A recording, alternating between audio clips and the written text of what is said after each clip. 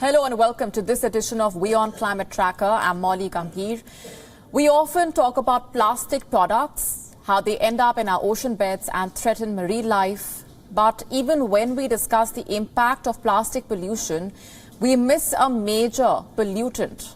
Let me introduce you now to Nurdles or plastic pellets. Some say that their environmental impact is as bad as an oil spill, yet they are not deemed hazardous.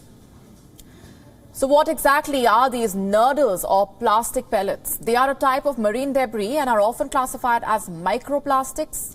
Nurdles are used as raw material for manufacturing large plastic products. They often end up in our oceans when goods are being transported via cargo ships. How dangerous are these Nurdles? They are a major threat to marine life as they are often mistaken for food. They are the second largest source of micropollutants in the ocean. In fact, more than 200,000 tons of Nurdles end up in the oceans every year. But calls have been growing to tackle this menace, especially after an oil spill off the Sri Lankan coast earlier this year. Fire aboard the Express Pearl container ship triggered Sri Lanka's worst maritime disaster. Fuel leak was not the only concern. According to the United Nations, the disaster led to the spillage of Nurdles, enough to fill 87 containers.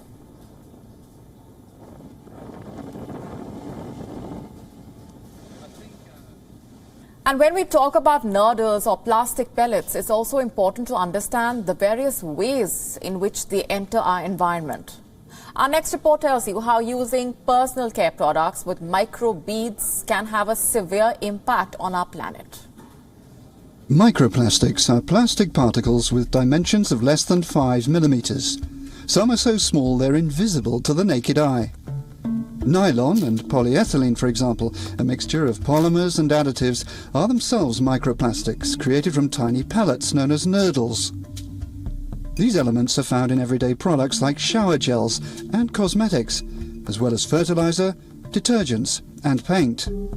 Synthetic textiles release large quantities of microplastics during the washing cycle. Another major source of this pollution is car tire wear. Difficult to filter, these microplastics get everywhere, in rivers and then the oceans, on land or in the air we breathe. Billions of items of plastic waste, taking hundreds of years to break down, litter beaches all around the world.